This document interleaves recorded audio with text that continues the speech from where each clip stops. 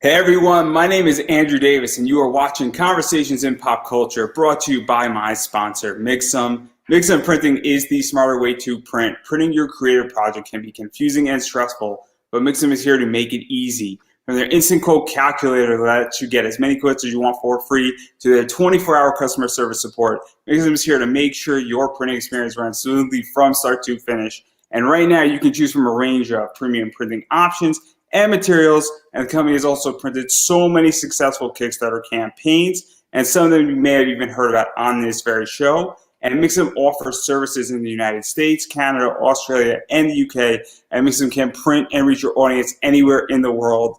And so if you're ready to print smarter, not harder, head over to Mixum.com, and rather than running a promotion where listeners of this show can drop my name, Andrew Davis, in the message tab of the current order to get 5% off their very first order. So that's Mixam.com. Type my name, Andrew Davis, in the message tab of your current order to receive 5% off your first order.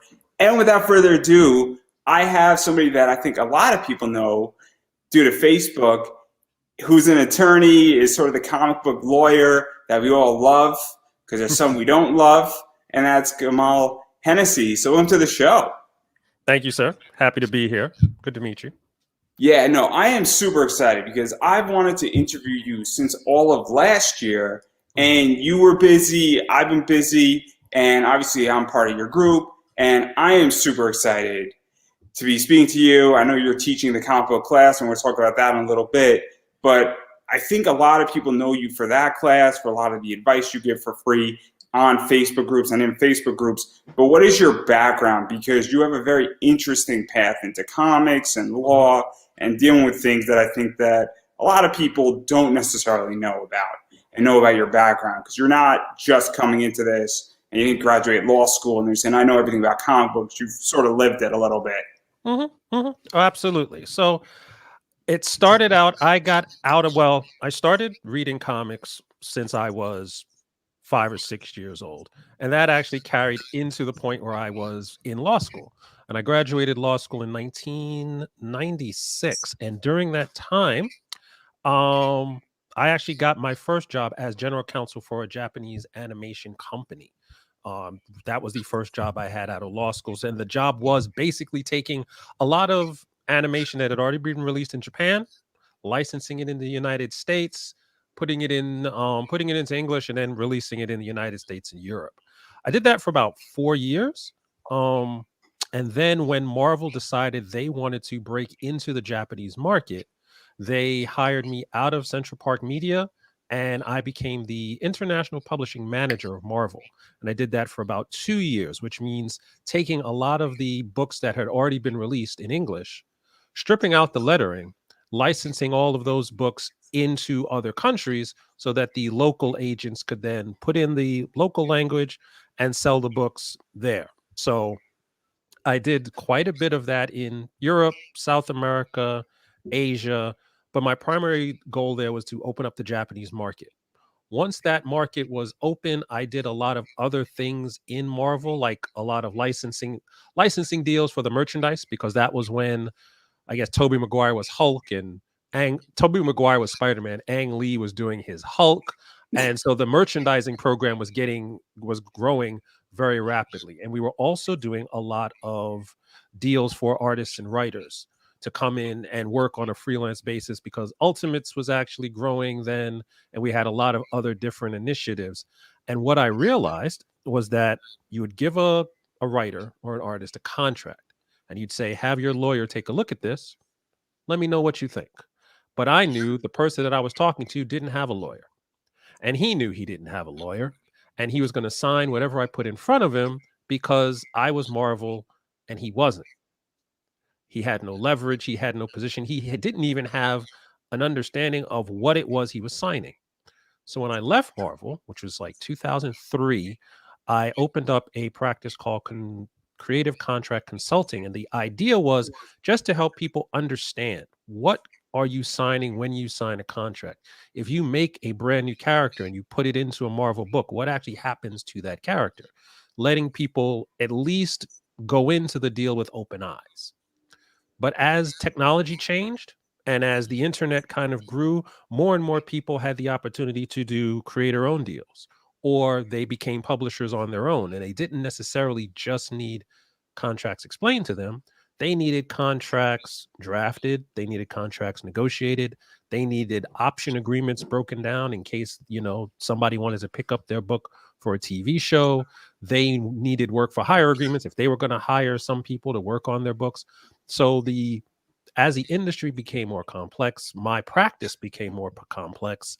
And we got to a certain point where I realized I was giving quite a bit of legal advice to people who came in as my clients, but then realized they also needed help with project management and advertising and marketing and understanding distribution channels and all of these other things. So I sat down and I wrote this book back here, The Business of Independent Comic Book Publishing.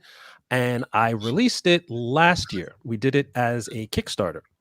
And it was very well received by the comic book community because it is a singular book in that there's not a lot of other books in that category.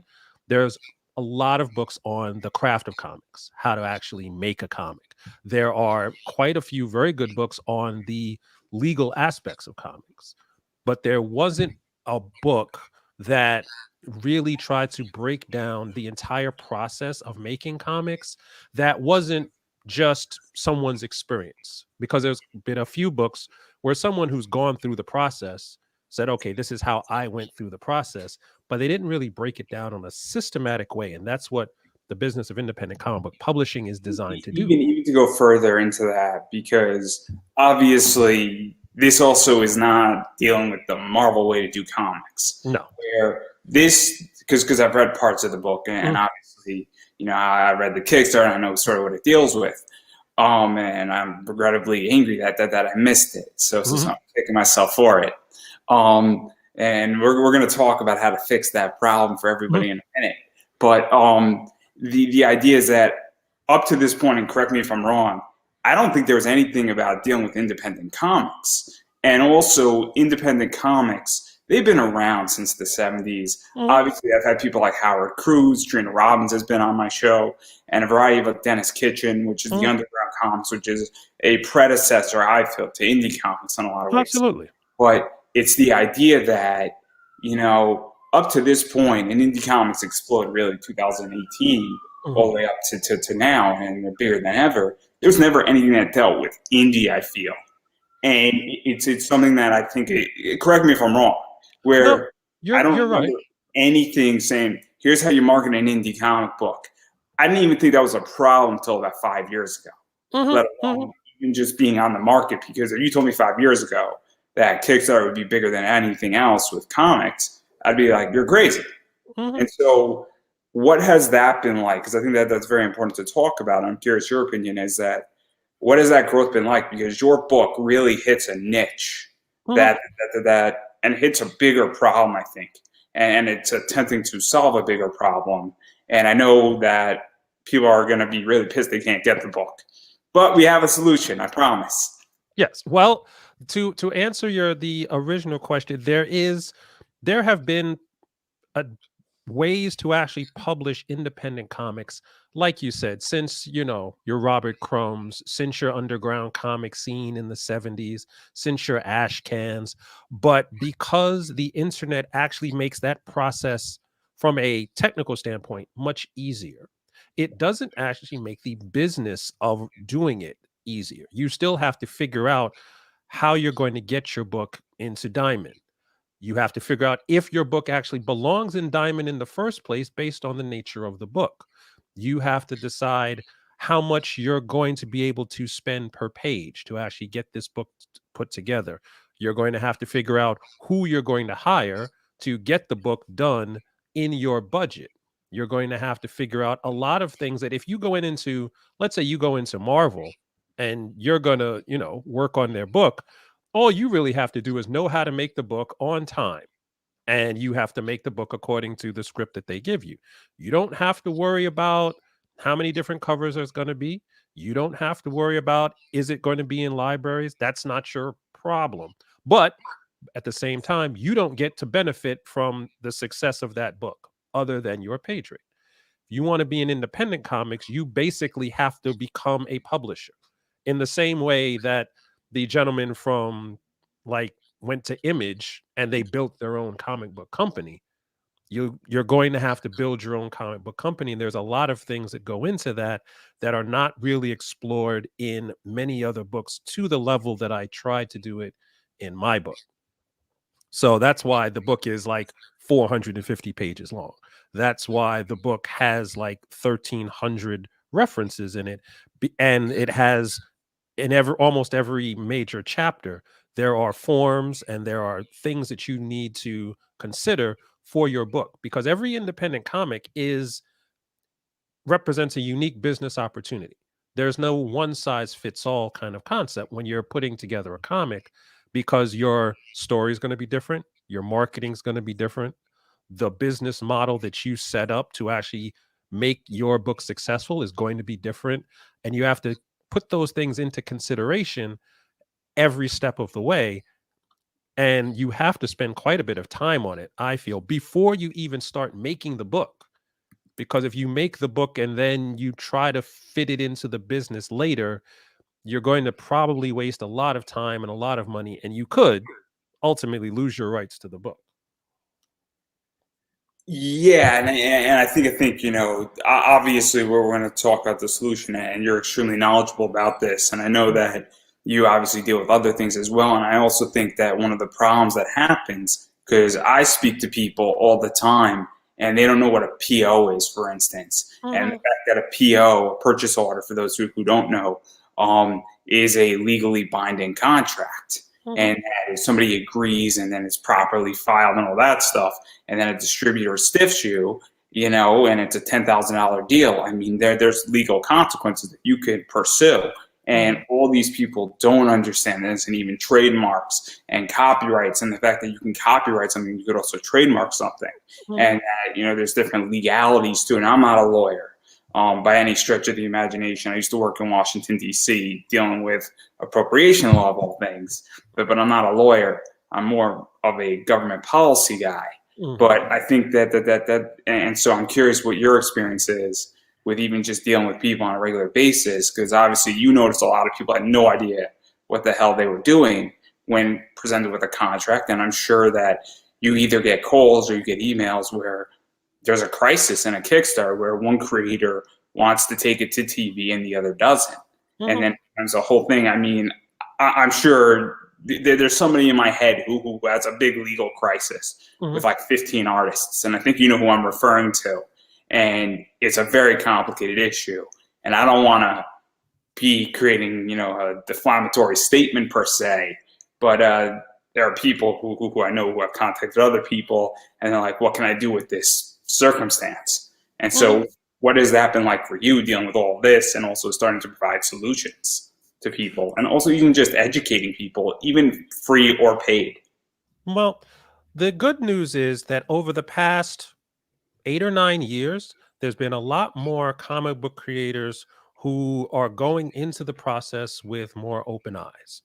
Because prior to that, it was a lot of my time had to be spent educating people on the fact that they needed a lawyer in the first place, or that they needed to actually understand what the difference between a copyright and a trademark is, or they needed to actually understand d- how they could determine if they own the rights to their book in the first place. However, with the rise of streaming television and the MCU and all of these deals and stories that have come up, you get much more people are much more understanding of the idea that yes, I need a lawyer. Yes, I need to actually understand the contract. Yes, I need to figure out, no matter what deal I'm doing, whether it's a creator owned deal or a freelance deal or an independent deal, I need to understand how the deal works, because that's going to directly impact my rights, my revenue, whether I own the book or not. So from the educational standpoint, it has gotten significantly easier. From the problem you still run into, the problem that I run into, is a lot of times people will call on the lawyer after the problem has already been created. Now, I do have quite a few clients who they say, okay, I have a script. I'm now talking to artists. Now I need to, nobody's started anything yet. No one's done anything yet. Now I need to talk to the lawyer. That's actually the best time to do it. The worst time to do it is after the book has already been made and the Kickstarter is live. And now you want to try to figure out, okay, who owns what kind of deal is this? It is difficult to negotiate when a process is already in motion. It's like it's difficult to jump into a car if the car is already going at 30 miles an hour down the highway. I would also think that if you're in the middle of a Kickstarter, you got 15 days left, and it's a $40,000 Kickstarter, and you're going to be doing 80,000. Looks like that also becomes more difficult. If it's $1,000 and there's a dispute, at $1,000, it's not easy, but it's a hell of a lot less complicated, I think, because there's less money at stake. Yeah, people become much more. The thing that I always tell people is it's very easy to negotiate, let's say, the streaming television rights for your comic when your comic hasn't been made yet. It's you and three other people sitting around having dinner saying, wouldn't it be nice if Netflix picked up this show? If Netflix does pick up this show, we're each going to get 25%. Then you put that in a letter, you put that into a contract, everybody signs it, and now you can go make your comic comfortable knowing that that deal has already been worked out. And when I work out, it's called a collaboration deal with my clients, we actually look at 10 to 15 different types of media exploitation for every comic. So we figure out what the merchandising rights breakdown is going to be, what the television rights breakdown is going to be, knowing that the vast majority of comics never get to that point. But it's like I said, it's easier to negotiate that and have it in your pocket and know that it's there rather than, like you said, there's a Kickstarter, there's 15 days left, you've got tens of thousands of dollars on the line, and now there's a big dispute within the group of people that made the book about who owns what, who's going to do what, and who's going to get what once the money shows up. It's a recipe for disaster. And this is what keeps you employed, though. Well, I much rather people come to me early. Much rather they go, okay, we're going to make a, let's say, because I get quite a few clients this year, they're going to make a book in 2022. They've got their artist, they've got their inker, they've got the letterer, they're figuring out their distribution. Then they come to me. Okay, this is perfect because now we can actually make sure all the ducks are in a row and you can go out and make a comic and you're comfortable. What is less comfortable, you are correct, is when people come to me and say, I signed a deal 3 years ago, I didn't read it, and now I need to know what to do. Okay, well, we're going to try and pick up the pieces of your deal, but in many cases, there's not a lot we can do for you. Yeah, and also it becomes even worse in a lot of ways because now if an artist is stuck in a bad contract or a writer feels like they thought they were getting 80 and now they're getting 50, it hurts the overall product and project. And then nobody's heart is in it. And then everybody just says, I'll finish this out. But then, they go and they kill off every single character. And then, less money's made because everybody's upset. And it creates a bigger issue. And then who really gets hurt is somebody like me who's a fan. And I get screwed. And I did nothing wrong. I'm not even in the deal. And then I'm getting screwed. Or sometimes, and I would imagine this happens, is that somebody just walks away with the money on Kickstarter. I've seen it in the wrestling world. And I know it's not comics where somebody becomes, not happy with their situation. They're managing the money and they say, screw this. I'm just going to take the money and walk away, not pay certain people, and I'm not going to dissolve the company. I'll let the company fall apart by itself, but I'm done now. And I've seen that happen, and I've been on the victim end of that. So it gets really ugly when this stuff happens. And then a bunch of times, bunch of big settlements happen as well. Yeah, and you going into a situation where if you understand that the comic book industry is fairly small. So if you actually are running into situations where once, twice, multiple times, your name is associated with a bad deal, your name is associated with a project that did not go well, Then when it's time for you to go get another deal or work with another group of people, that's going to be the reputation that's circulating around.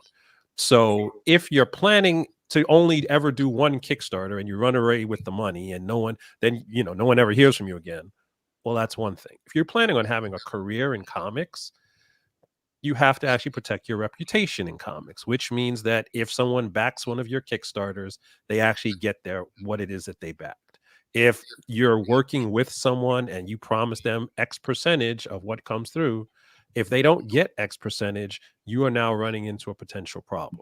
So it's better, like I said, A, to have the deal very clear up front, and B, once the deal is done, to simply do what it is, whatever your responsibility is in the deal. You get that done, your reputation is saved, and you can go on and make comics forever. Yes, making comics forever. If we only could live that long, that'd be fantastic. I do want to get into the class, but I do have to mention, my friends over at Lone Wolf Comics have an amazing Kickstarter that is, I think, almost fully funded at this point, and it's Snowpaw 1, which takes place in the 19th century Scotland with a fierce heroine with an adventurous spirit nearly gives to the social expedition of her time, but a trite fairy tale ending is not to be, as Shirella McKinley discovers her werewolf lineage, and her eyes are open to the existence of a supernatural being and creatures of fantasies, and Shirella McKinley is Snowpaw. And that's actually live right now from the creator team of Robert A. Motari, Mog Park, Bruno Costa, Dave Lenz, and Katrina Rotes. And so you can actually join the Wolfpack by backing the Kickstarter today at lonewolfcomics.com/Snowpaw. It's a really great project, guys, and I am super stoked for it. And Rob Matari is one of those guys that is phenomenal in the entire Kickstarter world. And so I'm putting up the link for everybody who wants to back it. It's pretty cool. So it's up there, guys. Back it. It's a really great project to check out. And I'm planning to back it myself, and he's coming on next week as well. So definitely a cool book to check out. But now back to you, and this is what I really want to talk about. What everybody wants to talk about is that you have the book, and now the book is out of print. You did really well on the Kickstarter, and that sort of set the foundation. And I am fascinated by self-help classes. I am not ready for your class yet. Come March. How do you know you're not ready for my class? I don't have a comic yet, so you don't need a comic. I'm not ready for it. I'll be ready for it in like a week. but I need it because your class. All jokes aside, when the student is ready, the master will appear. Let's leave it at that. But all jokes aside, obviously your class doesn't just apply to comics. I think it applies to anything dealing with contracts. And I think that for the most part, though, this is the successor, I think is the word I'm looking for, to your book, where you're teaching a live class or two or three classes a week. And then you have some, expert interviews, and then you host a Q&A. And so what was the impetus for this? Because obviously the book came and that dealt with a bunch of stuff. But now with things evolving and self-help becoming bigger than ever, what made you want to say, hey, look, there's so much more that we could talk about, and there's topical issues coming up and a variety of other stuff. So I'm super curious how all of this came up, because this is what I think people want to know. And also, what is this class? Because this is something that is super interesting to me. Okay. Well, I'll give you the quick pitch. The Comics You're not Publishing, giving it to me, you're selling to the audience. The Comics Publishing Institute is a ongoing business and legal education service for comic book creators on every level. See, the concept was that while the business of independent comic book publishing, the book, actually dealt with a wide variety of issues, the problem with a book is as soon as you actually print it, the book is now old because something has changed in the industry. There's been new developments. There's been a shift in whether it's the economics or the actual business models. So what the Comics Publishing Institute, or CPI, what that does is it allows people to be up to date on everything that's going on in the industry so that they can make better decisions on a business and legal level about their comics. The way we do it is every 2 weeks, I will have a in-depth live video class about a specific aspect of the comic book industry. And then every week, we also have an open Q&A. So everyone who's a member of the organization can jump online, ask whatever questions they want to have debates, bounce information off each other to actually build up that community of people who are going to be sharing information to actually build up their comics. We also, because I have quite a few contacts within the industry, I reach out to a lot of different people who are specialists in different parts of the industry, have them come in for closed question and answer sessions where members of the group can actually ask questions about things that they're interested in and trying to figure out how to get their book to the next level. The other parts of what CPI offers is that once you join CPI and you start to pay the monthly fee, you get a free PDF copy of the book to start you off. Then if you decide later on you need some legal services in relation to your comics, there's a discount if you're a member of CPI.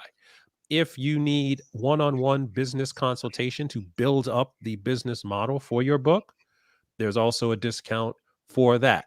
We also have community forums, and we're going to have a network where people can actually work with each other and start to share information, and that is all wrapped up in one low price that you can actually join right now because CPI started mid-September. And so to even talk even more about that, because obviously you mentioned something very important, that your book that obviously, you can't get physical and that you get a PDF when you join, it provides a lot of good information. It's a really good starting kit, but things have changed dramatically in comics, I think, in the last year. Exactly. And that's not nobody could have predicted the impact COVID would have on any type of business, let alone comics, let alone a bunch of other things have happened in comics. I think it's safe to say that Keanu Reeves, Scott Snyder, Jeff Lemire, Todd McFarlane were Boom Studios, was not really factored into being on Kickstarter until they were on Kickstarter. And so that's a big change in the industry.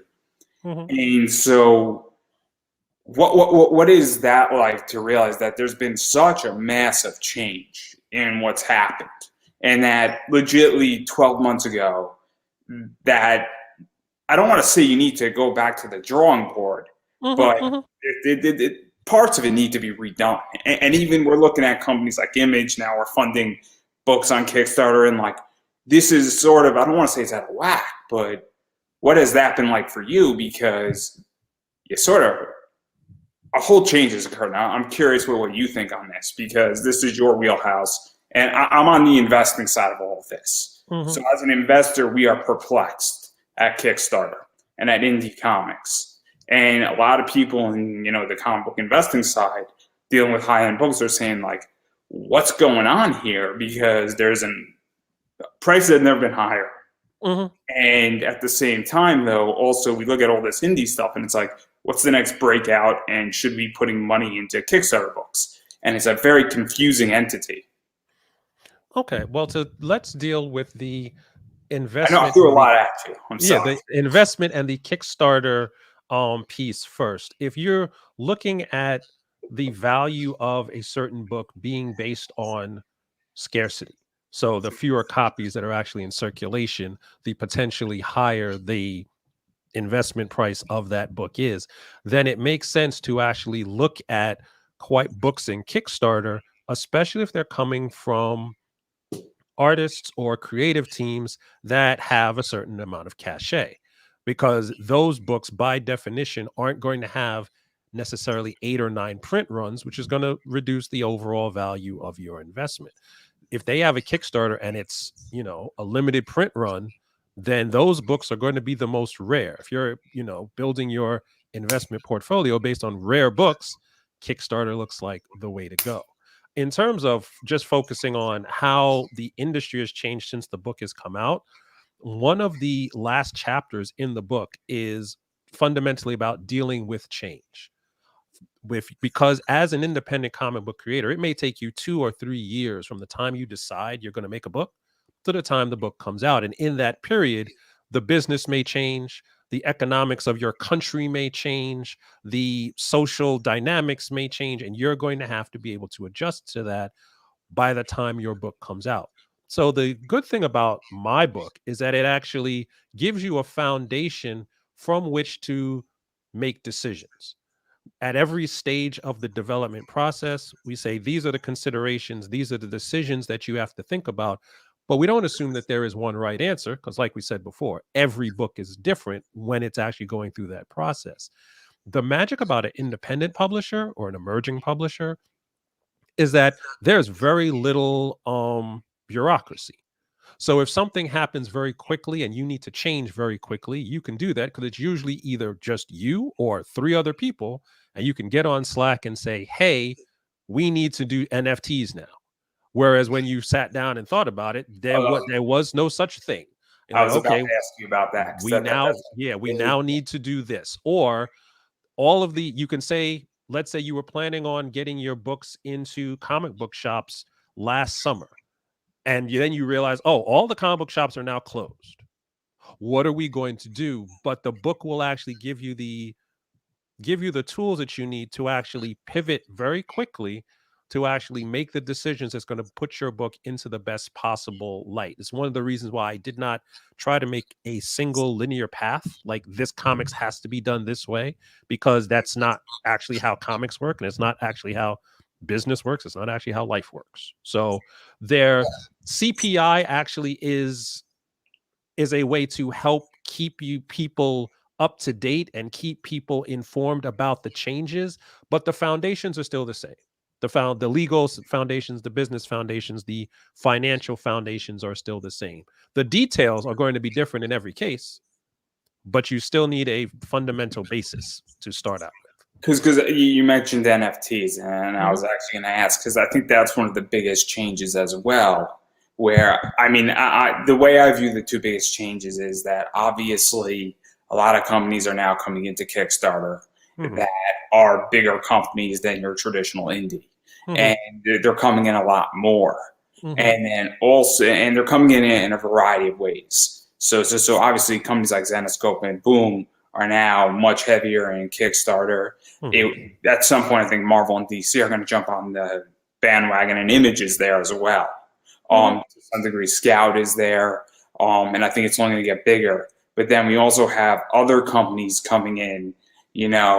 I mean, Scout technically comes in after the fact that they come in where they're going to distribute your book after you fund on Kickstarter.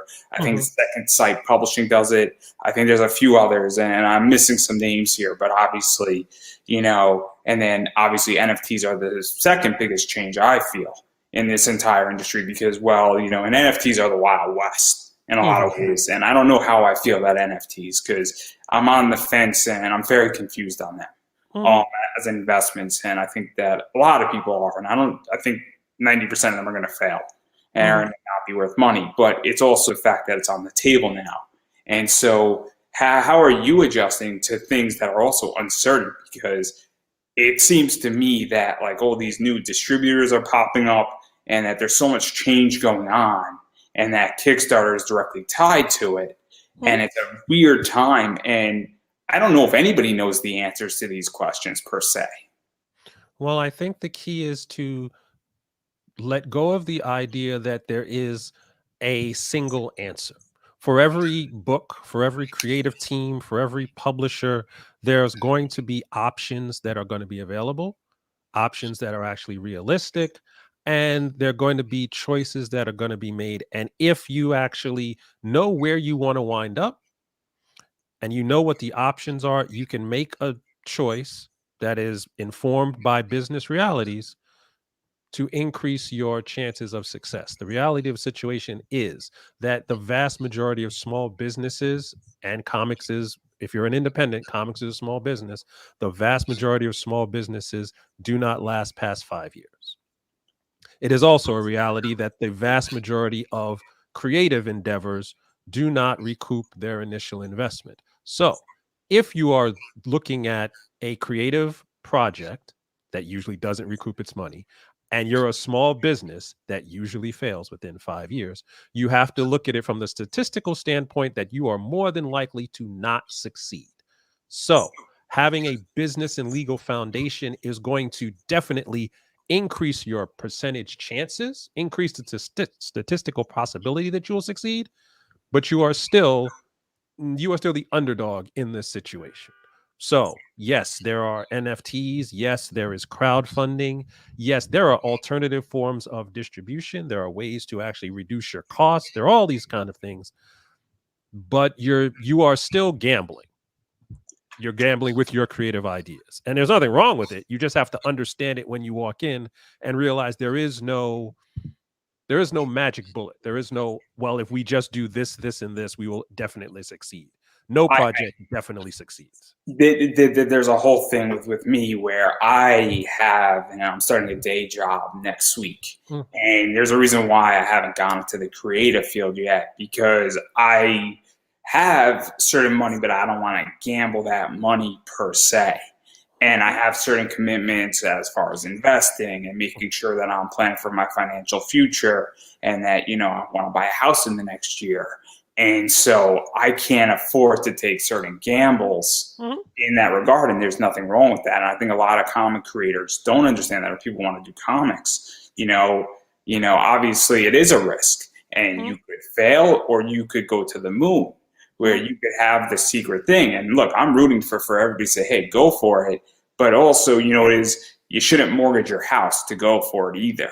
At a certain point, I think a lot of people, there's a saying where, like, all these older comic creators who sort of got screwed on contracts, now when they have medical problems or when they pass away, they can't afford a funeral. And even a lot of people in indies, a lot of people, you might be doing a $40,000 Kickstarter, but you didn't make any money on your Kickstarter. And I think that, and there's nothing wrong with that. If you love doing this, that's fine. But I think that there's a big misconception. I think even having that legal foundation and that stuff is beyond helpful at this point. And I think that that's something that you're really providing, and it's very helpful in a lot of ways. And I think that, that's part of it, I think, is that also understanding risk and understanding how risk taking you want to be is so important. Like, I'm doing something in the next, 2 weeks, and it's a little bit of a risk, but it's not that big of a risk that I can't afford something. Exactly. Exactly. One of the first chapters in the book is trying to help the reader understand what their risk tolerance is, especially in terms of their investment, because there's a certain amount of money. If you're going to try to go independent and own your book, there's a certain amount of money that has to go into the book. But like you said, you don't want to put risk money that you cannot afford to lose. So the money that goes into your rent or your food or whatever, that money is not really money that should be risked to create a comic. You should actually take the same money that you would put into an investment, or the same money that you would put into any kind of liquidity that you have. It is not essential to your survival. Okay, maybe that goes into comics. Maybe you put enough money in so you can get to the Kickstarter stage, where then you actually bring in crowdfunding from outside that mitigates your risk and actually covers, whether it's the print run or it's the alternative cover or whatever. You actually, that's part of making those wise business decisions, is looking at the finances and looking at what can you afford to lose.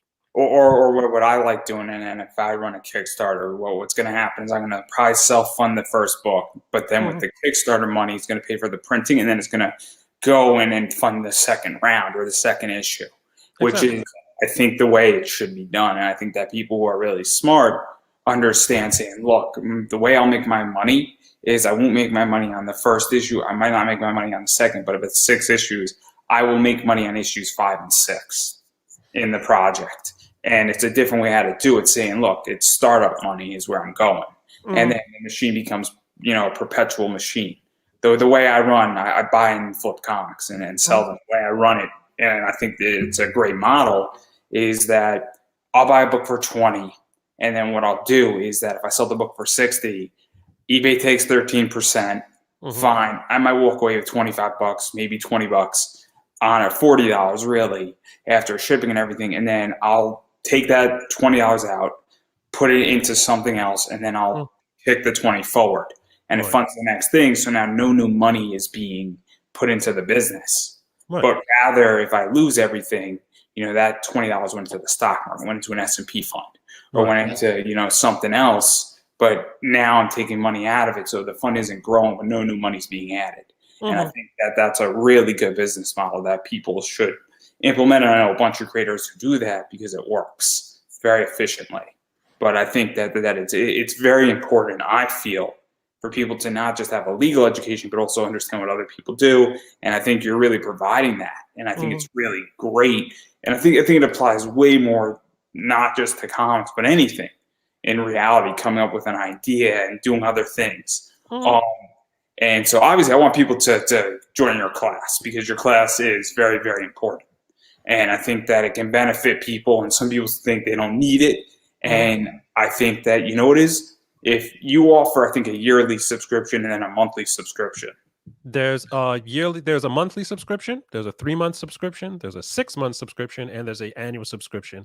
The longer the subscription you get, the less every month costs, but you have 4 different options. So you can pick and choose as you will.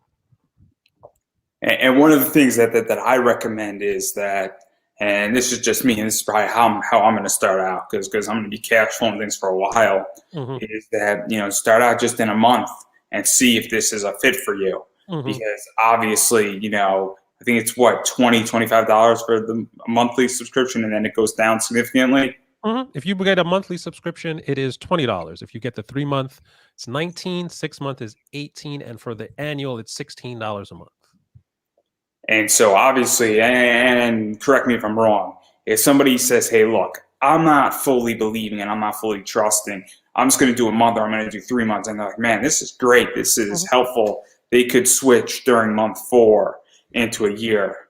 Yes, there is a mechanism for you to actually drop the initial subscription and then just order another subscription at the lower price per month.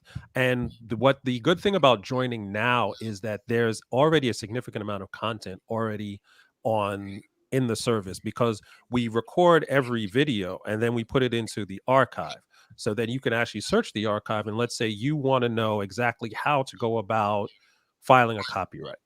Well, I have a class that is a screen by screen breakdown of what exactly you need to do to register your copyright.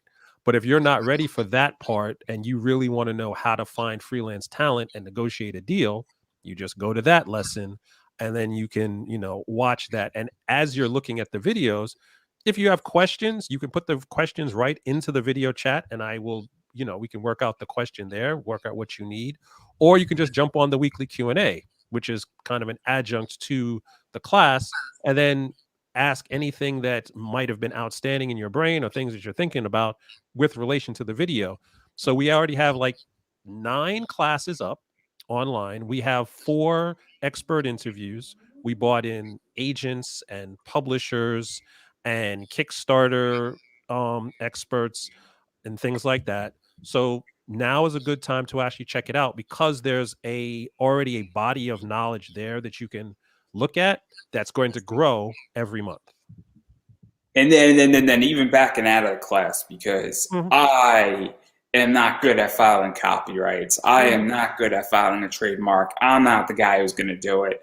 I have enough things on my mind. I'm going to be planning to file a bunch of stuff right as soon as I get money, hopefully when I'm obviously starting a job and I'm getting a paycheck. Hopefully in 2 weeks from now, I'm going to be starting to sort of solidify certain components of my intellectual property. I'm going to be hiring a lawyer, because I'm going to mess it up. I'm really going to screw it up, because I understand that legitimately for me to sleep at night, I'll pay an extra $600 to sleep perfectly fine at night. Also, I want somebody to be doing it the correct way. Right. and also advising me. And I know that you have clients, and I'm sure that some people say, look, this is confusing. I appreciate the education. This is useful to me to know what my lawyer is doing, but you do a bunch of stuff as well, I think, with Oh, this. absolutely. You're able to file trademarks and copyrights. Mhm. Also, I hate to say it, I could send a cease and desist to somebody, but it's a lot more powerful coming from a lawyer on their letterhead than it is from coming from me, a no name. Mhm. Also, some people, when you're dealing with a Kickstarter that's going to be doing 100,000, you might not want to do your contract yourself either, and you do a bunch of that because I know you offer a bunch of services. Yeah. And so, how does that work? Because you do it very interestingly Yeah. versus somebody else does it, where you do it more on a document position. Well, the way to understand the difference, you have to understand the way most lawyers operate. Most lawyers charge on a per hour basis, and those hours, you don't really know when you're starting out with any individual lawyer how long the whatever you're going to do is going to take. So if they say it's going to be $200 an hour, and you go, okay, well, and you think it's only going to take an hour, well, that's $200. That's fine. Then he tells you it's going to actually take like 7 hours. And now you're talking about a significantly higher bill than what you may have. And comic book creators, in my experience, do not necessarily have a lot of extra cash laying around to just hand to a lawyer. Also, they might not be commuting in their head so quickly how fast this stuff's going to add up. My father's a Exactly. lawyer, so Exactly. I'm well aware of how much he charges an hour, and it can get very expensive. And my father's a trial lawyer, Mhm. so yeah, it can get expensive real quick, guys. Yes. Except if you use an attorney like myself who has a different type of billing mechanism. I actually fund charge on a per document basis. So let's say you're a writer, you have an artist, and you want to get a collaboration agreement together before the Kickstarter gets launched. Well, if you come to me, it's going to be a flat fee. It's not going to be per hour. And my flat fees are tailored to actually appeal to the comic book creator. So they are significantly lower than what any other attorney is going to charge. And because I have like 2 decades of experience in comics, I actually understand how comics works, how the business works, how the legal implications work. So we can make it a far more painless process to get you the whether you need a work for hire or you need a collaboration agreement or you need to have a business formed or you need your trademarks prosecuted or Or a anything like that. licensing deal, something like that, Mhm. Licensing where deal, option agreement for a film, all those things is all on a per document basis. So if you have questions about it after we actually go over it, we can sit down and have a conversation so you understand what it is that you're getting into. Going back to why I started this business in the first place. And that's not going to, I'm not going to charge you extra. There's not going to be oh, you were on the phone with me for 15 minutes. Now you owe me more money. It's not how I do things. You hire me to do the contract. I do the contract until you are at the point where either A, it's signed, or B, you decide the deal is falling apart and you don't want to do it anymore. But there's never going to be an extra charge just to talk to me about your contract. That's how I do it. and I think it's very important because a lot of people in this, and I don't know your experience, but my experience is that I speak to comic creators and they don't want to do the marketing. Mhm. And because they're so exhausted from writing the book or drawing the book or Mhm. putting the Kickstarter together or doing 15 interviews in 2 weeks to push out their stuff. They're tired from going to a con and they're like, man, I don't want to do all this marketing. I don't want to do the distribution. I don't want to make those phone calls at 8 o'clock at night. I don't want to sit around and let alone become a legal expert. Mhm. I don't want to become a legal expert either. No offense to any lawyer profession. I made a conscious decision not to become an attorney. Mhm. I would like to sleep at night. I would like to work in bureaucracy. Mhm. 5 o'clock, we have work to do. Sorry, guys, it's 5 o'clock. Exactly. Exactly. That's called government. Mhm. I've made a conscious decision, but at the same time, I think that it is important for people to understand what their contracts are. And you don't have to understand every little detail of it to the point where, well, I cited law A, B, C, D, and E, and copyright law says it's 70 years or it's 90 years because of Sonny Bono. I don't think anybody needs to know all those details, but they need to know what they can and can't do with their work. And I think creators who don't know that, I think it's a real problem in a lot of ways.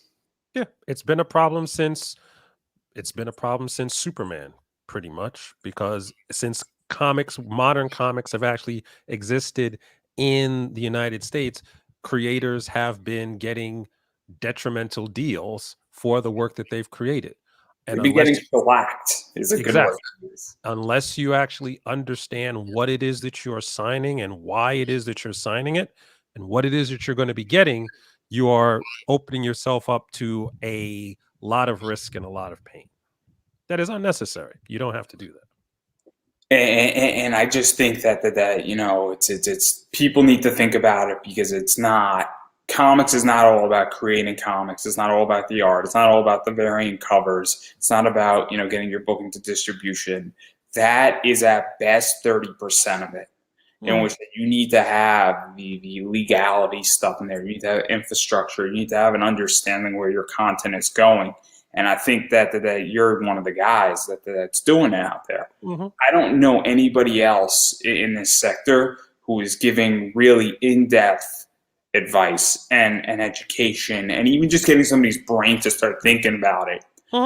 If somebody takes your class and picks up 80% of what you're saying, that means they're 80% more ready than before they entered your class. And 80% going from zero is massive. Oh, absolutely. Because what usually happens, what has happened in the past, is that people learn about the business of comics, and people have learned about the business of comics for decades. But the way they learn it is by getting things wrong with their comics. Like, they'll try to make a comic and then realize that they didn't have enough money to fund the page rate. So the book is now half done. When they make the next book, they realize, okay, I need this amount of money, but you've wasted a certain amount of time and a certain amount of money learning basically on the job. Whereas you could take something like CPI, read the business of independent comic publishing, and actually go into it with a real idea of what it is that you're going to do and how it is you're going to do it. So it's not basically trial by error. And so you're not burning yourself out. You're not losing all your money. You're not losing all your time. You're not losing maybe the ownership of the characters themselves because you did the wrong deal. It's easier if you just learn it up front as opposed to trying to, figure it out yourself. And also, you're not burning a reputation. You're not burning a contact. Exactly.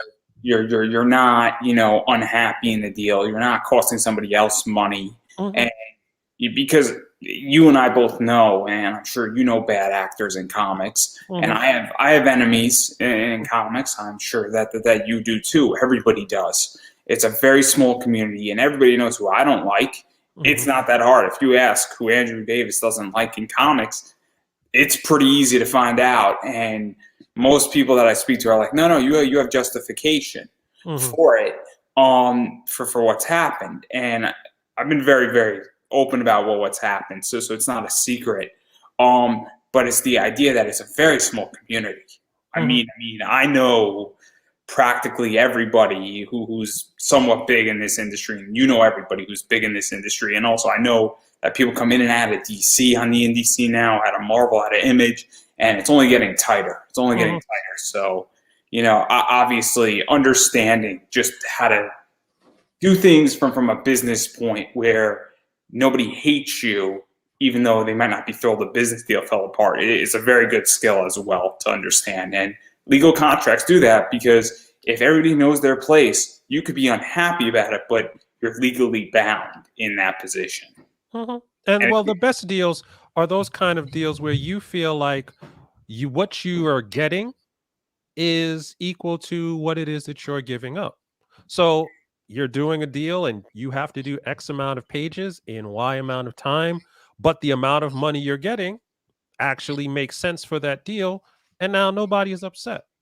If the deal actually falls through but you know that you still get ownership of the characters, or you still get your page rate, then everybody is still can still be happy. Not every not every deal is going to work out. Not every comic's going to work out, even if everybody does what they're supposed to do. Because, like we said, small businesses based on creative artistic projects more than likely are not going to recoup their investment. But that doesn't mean that you have to walk away from it with any kind of anonymity, because, well, you had a deal. The deal worked the way the deal worked. Or sometimes a project is just ahead of its time. Mm-hmm. I've known projects that have had taken 3 or 4 times to fund on Kickstarter. Right. And there's a project that is going to be funding or attempting to fund, I think, in like 3 weeks for its fourth time on Kickstarter. And I'm sure that if that person has a legal deal, maybe the first 3 times didn't work out, but maybe both the artist and the writer understand, saying, look, we both own these characters and we have 50% ownership, and the business plan didn't work out, but not because of a contract. And that happens too. And it's very Absolutely. interesting. So Absolutely. obviously there's a lot there. I want people to obviously take this class, but I want to back out and ask you one more question before I give you the chance to, 2 more questions technically. And then I'm going to give you a chance to promote and really sell your class as much as you want. Because I think people really do need to take this. So obviously one of the things that's been going around as of lately, and you could plead the fifth. You could take the fifth, plead the fifth. You don't have to answer, but I'm super curious what your take is on the Jack Kirby stuff that's going on, because I am confused on it, where I don't know if they want Spider-Man as a character or if they just want the story with it. I don't really know, because I thought it was a work for hire, and I don't know what their claim is. I know that, obviously Paul Levitz was a professor of mine, and he sort of worked out the Superman deal to some degree. When I was in college at Manhattanville, and he didn't speak about it. He hasn't disclosed anything to me, so nobody asked, and I don't want to be sued by DC or Boom at this point.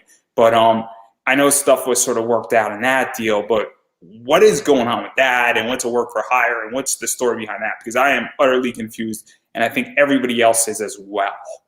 Okay. Well, the situation that has actually came up in the past, I want to say 3 weeks. I think it was right before Comic-Con, was the Steve Ditko case. Now, the thing that actually kicked off the case was that the estate for Steve Ditko, because Steve Ditko passed away, actually filed a right of reversion, which means that they are attempting to get the copyright back for, I believe it is Spider-Man and Doctor Strange and maybe some other character. Now, when they did that, that actually started an unnecessary firestorm on the internet, because more than likely what's going to happen is, well, before I get into what's probably going to happen, let me go back a step. The issue is basically, did Steve Ditko create Spider-Man and Doctor Strange and then license them or grant the license to Marvel? Because if he did, then the right of reversion can actually kick in, and the estate of Steve Ditko can pull back the rights, the intellectual property rights in the copyright of Spider-Man. If Steve Ditko was actually working for Marvel as a work for hire, then there is no copyright for him to own, because he actually didn't own it in the first place. In which case, the copyright reversion claim gets thrown out and Marvel goes on about their business. The problem is, it is unclear at this point what Steve Ditko's actual legal relationship with Marvel was at the time that Spider-Man and Doctor Strange was created. Because the way, to the best of my understanding, the way Marvel did contracts back in the 50s and 60s is not the way Marvel does contracts now. Contracts are laid out in such a way that it is very clear that every writer and every artist does not own any of the characters that they're working on when they're working on a Marvel character, on a Marvel book. It goes even farther in that if you create a new character and you put it in a Marvel book, Marvel owns that too. But it's very clear in current contracts. It is not clear at all. Usually with a Marvel contract, you might have a right of first refusal if they want to write it. And I know Chuck Dixon has that with Bane. Well, Bane being a DC character is maybe a different scenario, but in most cases, Yeah. you sign what was referred to as a character creation addendum to your work for hire agreement. In that case, you actually sign over the rights to any character that you make. And depending on who you are and how influential you are, you may get what's called back end participation in the use of that in other media. But in many cases, you don't. You just make a character and you sign it away, and the character is gone. But the Steve Ditko case, it is unclear which scenario actually is going to apply. So they're going to have to work that out. Theoretically, they're going to work it out in court, but in reality, they're not going to work it out in court. They're going to actually work it out in some like boardroom on a Zoom call. In mediation, boardroom type thing. Right. And Disney will give the Ditko estate something, whether it's money on an ongoing basis or credit and money or something else.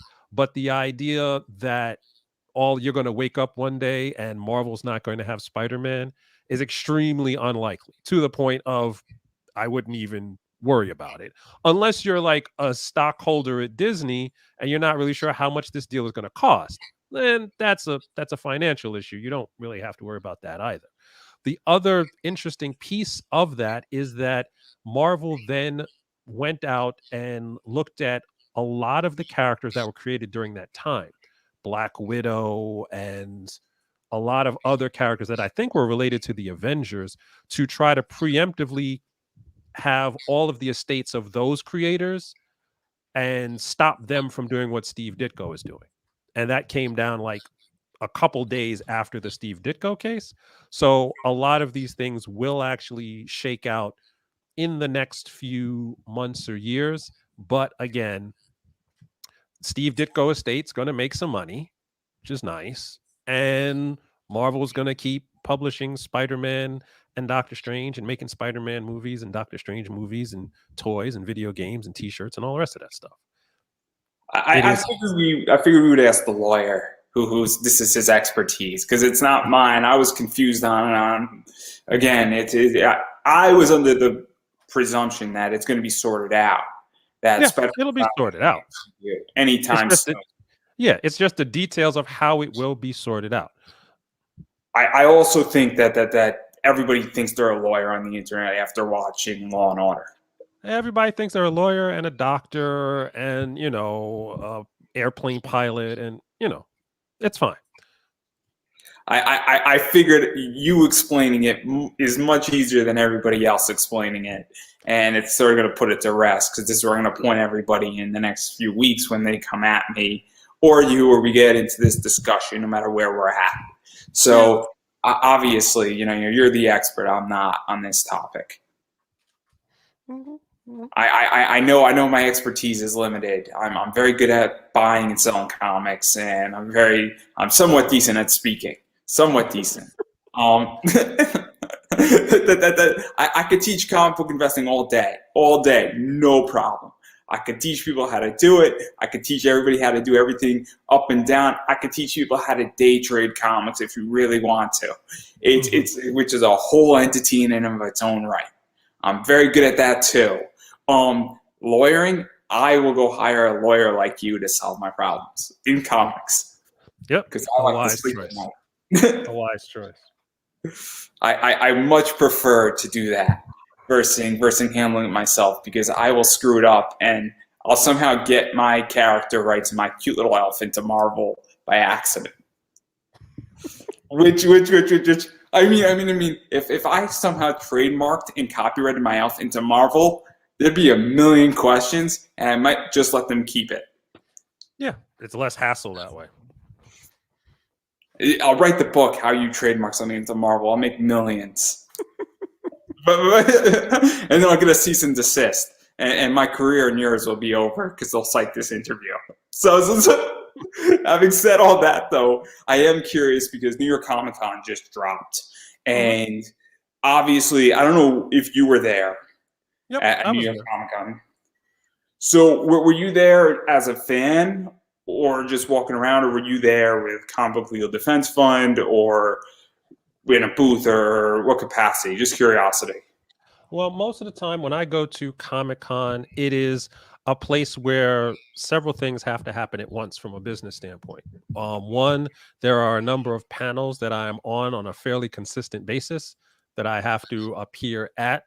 Two, there's the artist alley where I usually like to touch base with a lot of my clients, see how things are going for them, actually talk about, where they're going in the next, next year, 2 years. Got to take some time for the show floor to buy some, buy things that you don't necessarily need and put it on the wall.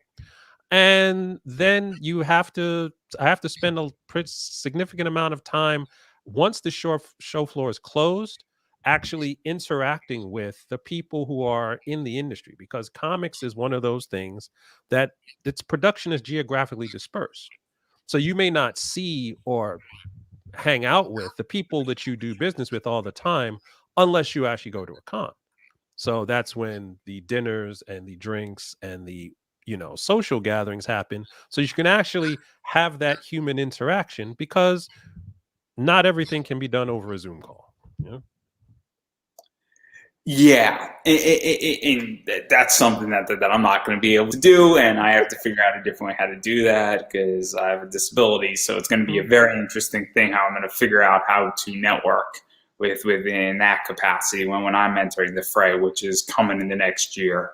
mhm, So I'm going to figure it out though, because it's New York Comic Con. No offense to New York Comic Con, it is not a disability friendly convention. mhm. Oh, absolutely. Having navigated it myself, I can vouch for that. Yeah. I went once and I did not have a good time. It was rather difficult, and I will avoid it like the plague. And nothing, the Javits Center should be torn down and rebuilt.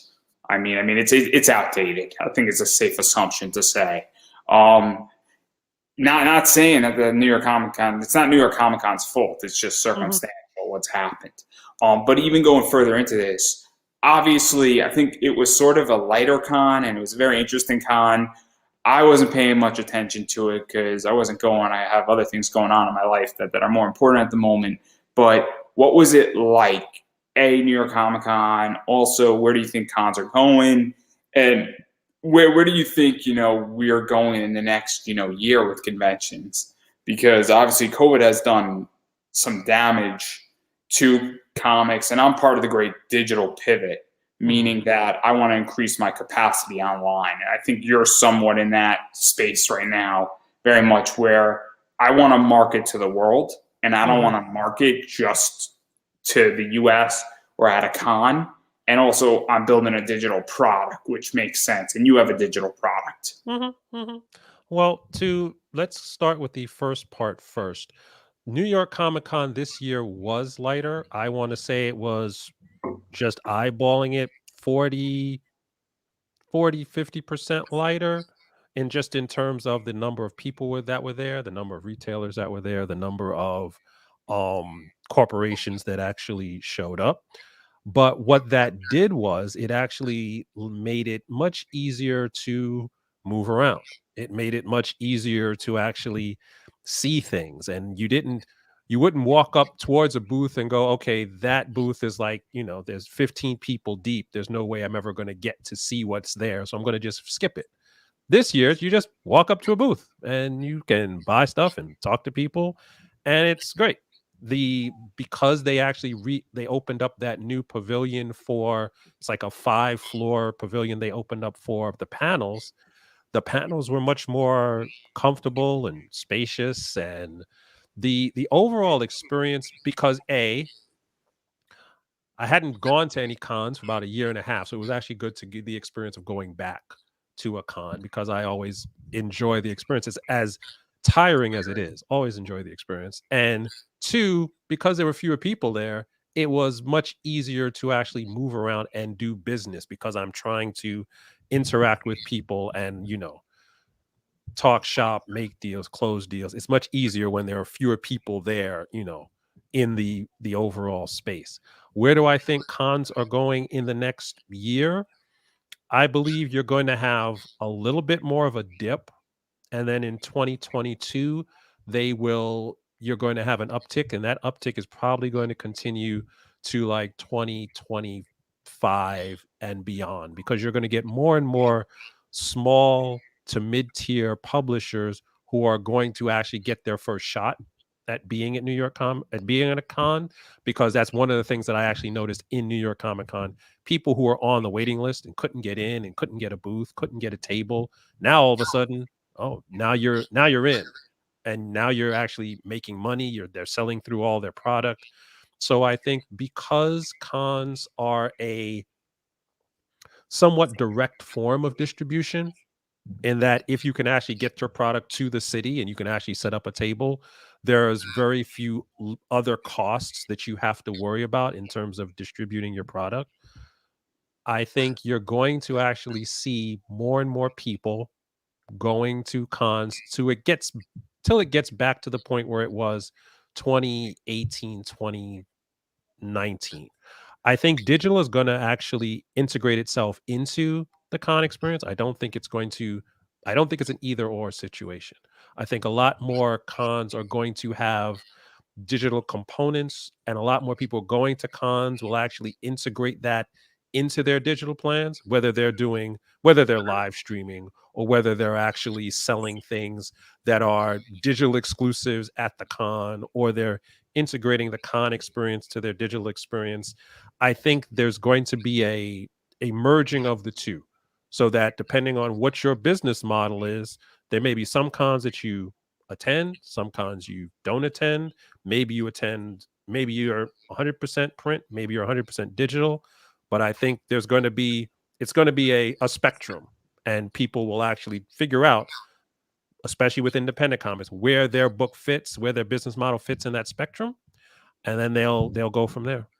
I mean, I think these cons can take a page out of wrestling. So Mm-hmm. one of the coolest things wrestling did is that there was no fan shows. And Right. so what they put up while it was streaming online is all the wrestlers' QR codes that have linked to their um, merch stores, Mm-hmm. and it actually drove sales. And it's in a lot of ways, I think that's the way of the future. Is that, and I think people who are really smart are going to figure out, hey, how do I market myself? How do I market other people? And I think conventions can become really, really, really smart and become really friendly to people, especially if you have a digital and you're getting people from all over the world at your con, Mm-hmm. live streaming. I mean, I've been live streaming my panels that I used to do, before obviously everything shut down. I would live stream every single panel onto my Facebook wall and onto YouTube and other places, because why wouldn't I? I was Mm-hmm. getting more views on YouTube live than I was at cons. And Right. especially when you have 3 people in your room and then you have 40 people watching, I Mm-hmm. mean, it changes the dynamic of how you do a presentation. And also Absolutely. just filming a presentation, because you never know when you're going to recycle content. Mm-hmm. But I'm personally in the camp that I don't know if I'm ever going back to a con. At this stage, I am pumping out so much content, and that when I get out of my parents' house, I'm going to be building a studio, and I might kick it up to 6 a week, going from 4 to 6. And I mean, I'm doing well right now with this, and I actually have a pretty big wait list. So, I mean, I have a unique problem where there's not enough of me. And I haven't even entered the comic world yet. And maybe that's the reason why I'm not producing a comic. I'm producing a Facebook Live podcast stream. And so maybe that's why I'm the way I am. But I digress. I'm not too sure where I'm going to be in the next year. But I'm going to take it step by step. And also, I like smaller cons because they're just easier to navigate, and you get to speak to creators, which is what I want to do. Right. And New York Comic Con's a terrifying place in a lot of ways. So that's how I feel, is that, not saying not to go, it's just not, it's hard to navigate. But I digress. So obviously you got a lot of stuff going on. You do a lot of speaking. You do a lot of things. I think with the Comic Book Legal Defense Fund, you do some free panels that they offer. And there's some stuff out there with that, and I like that because obviously I know Dennis Kitchen, and phenomenal interview with him, phenomenal that I did.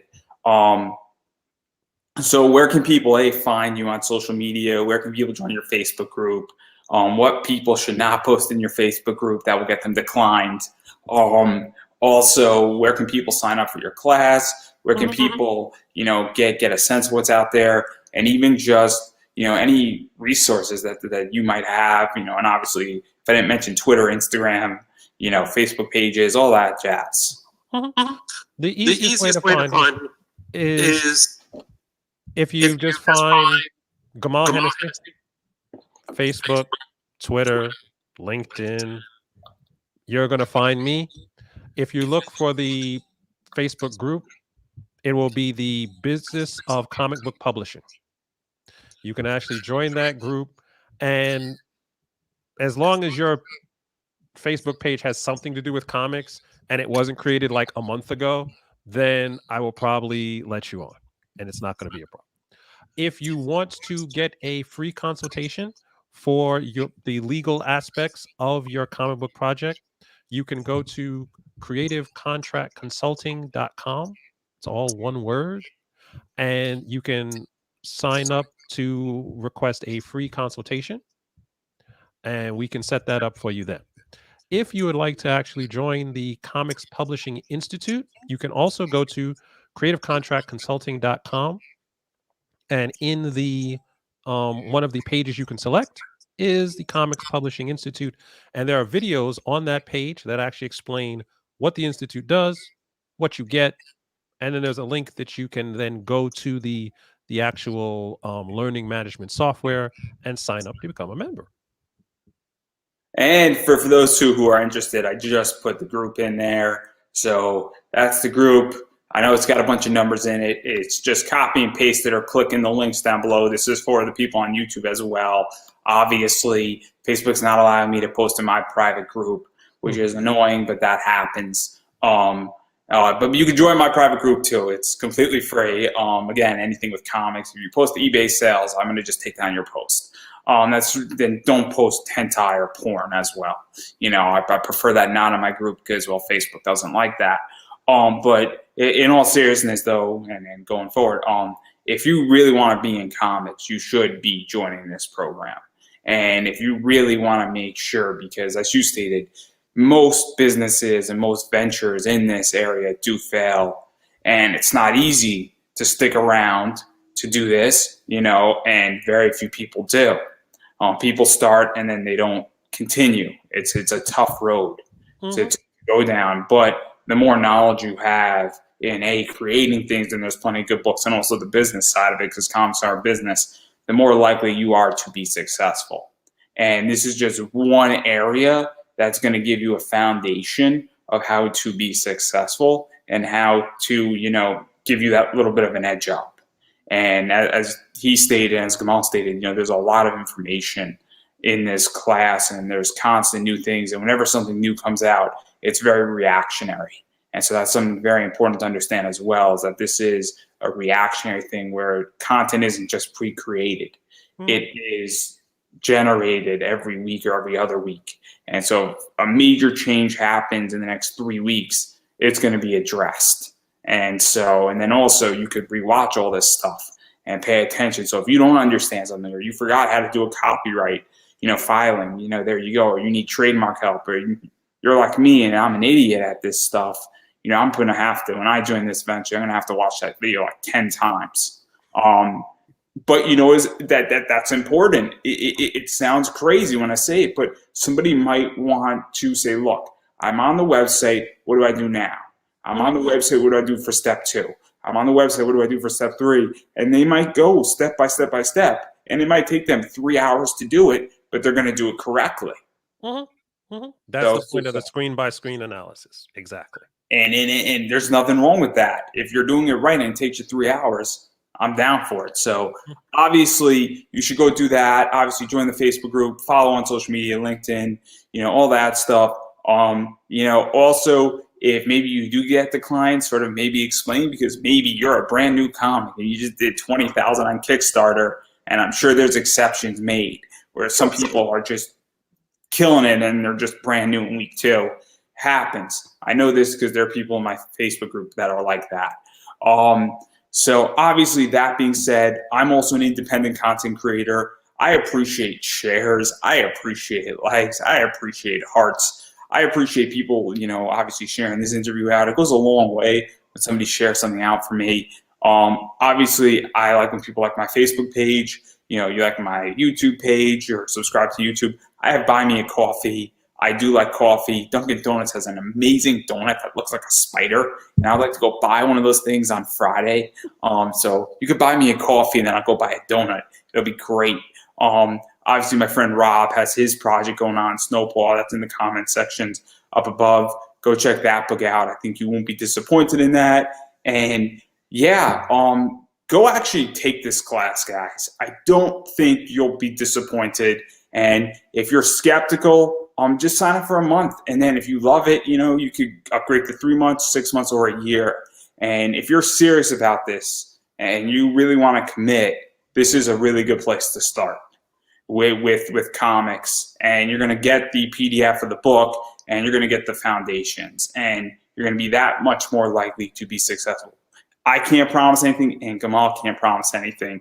But all I think we can collectively say is that the more information you have, the better off you're going to be. And so on that note, I'm going to give you the final word because I've been doing enough talking. Well, the only thing I would say is you learning about the business and legal aspects of making your comics will mean you will have more fun making your comics because you will worry less about the money that you're spending, about the time that you're spending, about the intellectual property that you are developing. Once you actually understand how the business works, that part becomes less stressful and the creative side becomes more enjoyable. So if you enjoy making comics, this is going to be part of that enjoyment. So there you go. I don't think I could have said it any better myself. So that's a wrap.